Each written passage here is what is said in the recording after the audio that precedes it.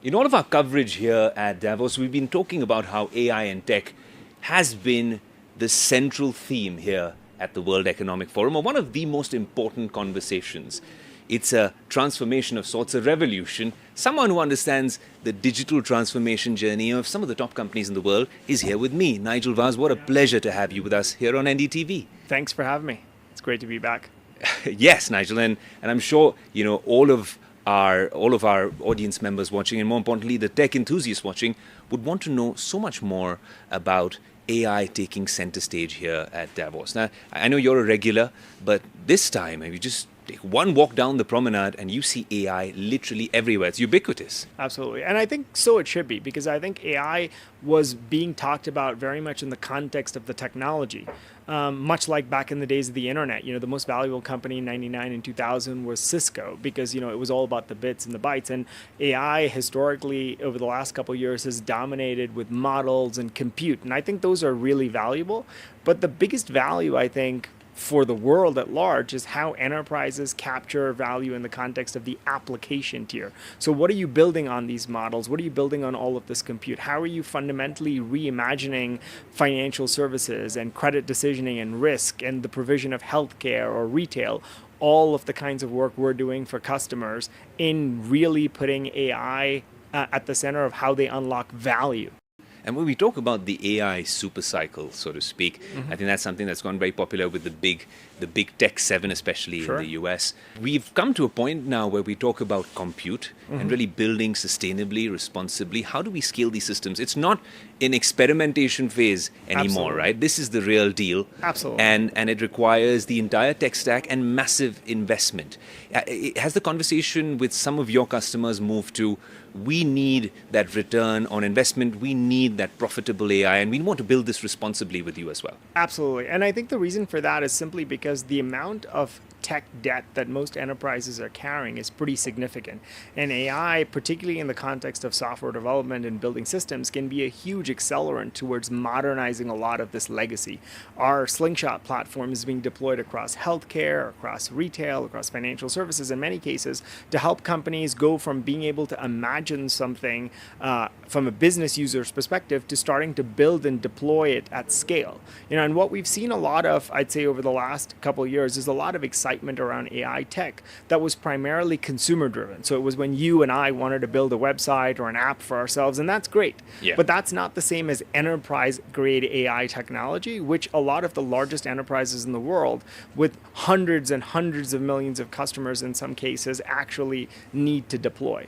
And that scale is becoming more and more important to break out of the cycle of a POC in this market, a test in that market, a technology choice in another market, to starting to say, what are the global decisions we're going to make around our enterprise stack? And then how do we focus on very specific workflows that we can unlock to create actual value? So is it really going to drive growth in a particular segment or in a particular product area? Is it really going to help me take out cost in a specific business area? Is the experience for my customers going to be really meaningfully better? Same for my employees. I think these are all of the questions that folks are right in the midst of solving. Another, well, maybe a $500 billion question is all about the AI bubble, which over the next few years is probably going to be a $4 or $5 trillion question. Is it an AI bubble for real? When we're talking about that sort of supply-demand problem, and with memory and GPU and costs going up, and then in terms of how quantum will come in at some point and probably be a panacea to the problem, do you think that the AI bubble is for real, or is it a little bit overstated? Well, I think, look, like any bubble conversation, right? I go back again to the parallels of the dot-com era, right? Think about then. When the dot-com bubble burst, there was a lot of frothy valuations that just disappeared. But there was a lot of value that got created post then. Google was a startup in 98. Uber hadn't come out, been born yet, and Airbnb hadn't been created, and Meta hadn't been created. So when you start to think about the kinds of companies that came post the bubble bursting, you still saw a lot of value from the internet. And I think that's even more so true today, because I think we're at a unique once in a moment, in a generational moment in terms of the transformational impact of technology.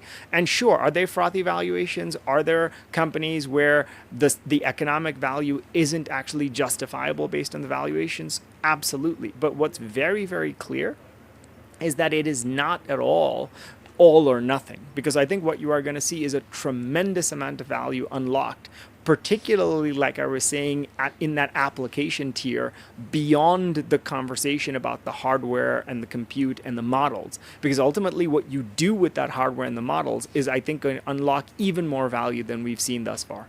When we talk of trade, free movement, mobility, and then we talk about the intersection of geopolitics and technology. That's where we are here at Davos WEF 2026.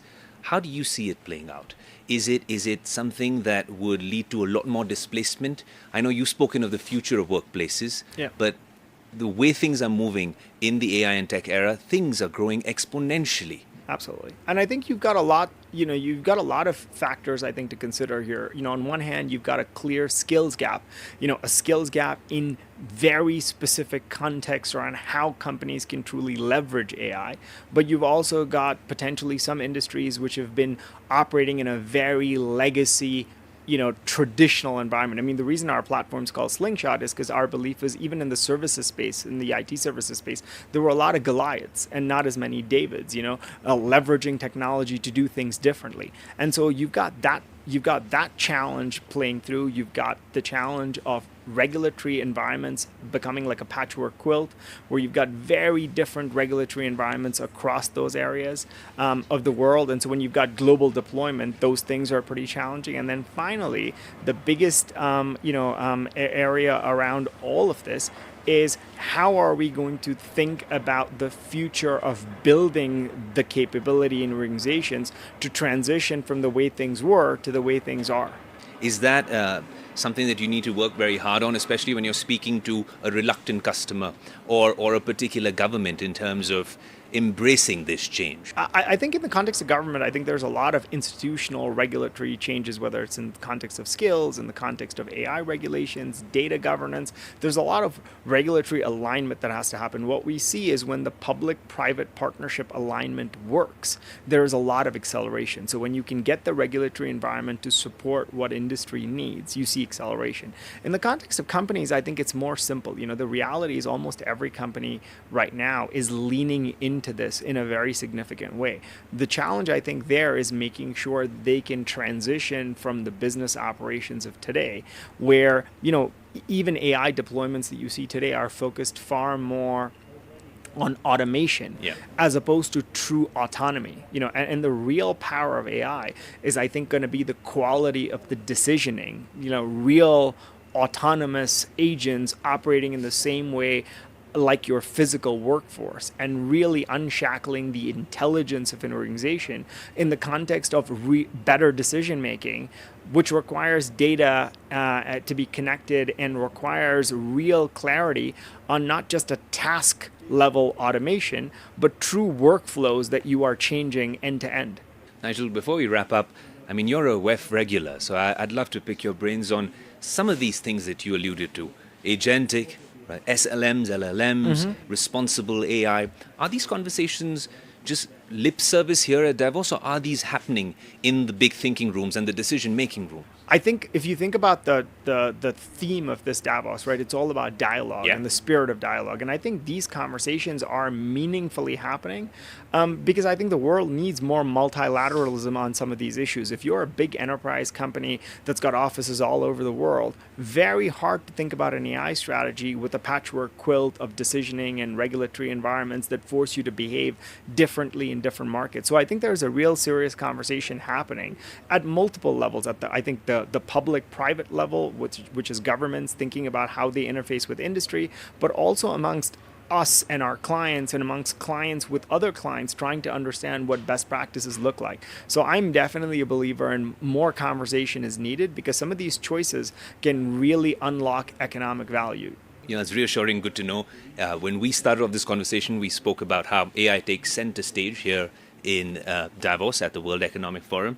And you, as a proponent and a thought leader from the world of AI and tech, it's good to know that the tech is in good hands. Thank you so much for joining us here. Thank you for having me. And we hope to continue this conversation very soon. Absolutely. Yet again. Great, cheers. Thanks for having me.